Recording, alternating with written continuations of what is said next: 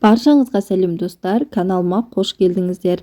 Бүгін сіздерге өте ерекше әрі дәмді болып пісіп шығатын осындай қуырылған мантылардың жасалу жолымен бөлісетін боламын. Іші де сыртында қамыры да өте әдемі болып пісіп шығады.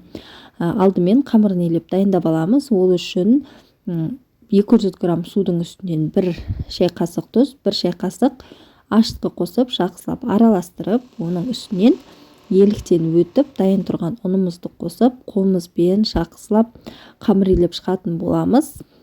Енді қамырымыз кішкене көтеріліп шығу үшін 1 сағат уақытқа бетін жауып, жылы жерге қоя тұрамыз. Осы арада ішіне салатын салмасын дайындаймыз.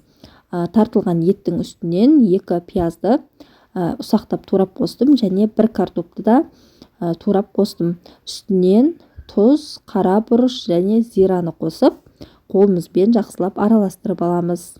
Өз қалауларыңызға қарай түрлі дәмдеуіштер қоссаңыздар болады. Осымен біздің салмамыз дайын болды. Осы арада қамырымызда көтеріліп дайын тұр екен. Оны да бірнеше рет илеп жібереміз да бірнеше ұсақ бөліктерге бөліп дайындап аламыз. Осы тағамға қажетті заттардың құрамы мен мөлшерін астыдағы описание бөліміне жазып қалдырдым. Мінекей мен бірнеше ұсақ бөліктерге бөліп, бетін жауып 10 минутқа қоя тұрамыз. Осы арада қамырымыз кішкене жұмсара бастайды. Одан кейін оқтаумен осылайша жайып аламыз. Ортасын қалыңдау, шет-шеттерін жұқа етіп жайып аламыз.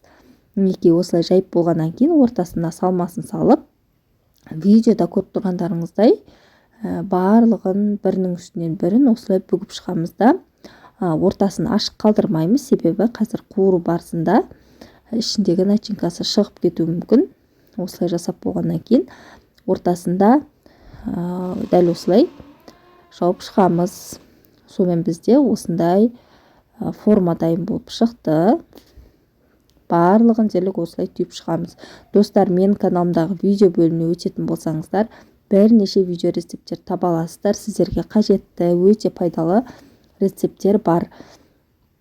Мінекей барлығын түйіп дайындап алдық. Енді табамызды қыздырып, қызып тұрған майдың үстінен салып, әрқайсысын осылай пісіріп аламыз. Екі жағын бірдей қызарып пісіреміз. Бұл орайда тек қана біздің қамырымыздың сырты қызарса ғана жеткілікті. Пісіріп отырудың қажеті жоқ. Міне осылай қызартып болғаннан кейін барлық мантілерімізді алып шығамыз.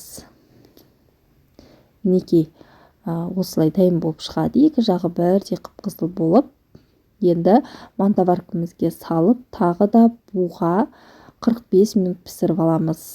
Дәл манты піскенде етіп 45 минуттың ішінде пісіп шығатын болады.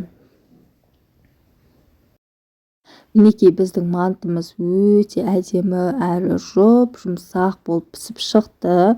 Мінекей өздеріңіз көріп тұрғандай өте осылай қуырып, жаңағыдай пісіретін болсаңыздар өте ерекше әрі дәмі де керемет болып шығады.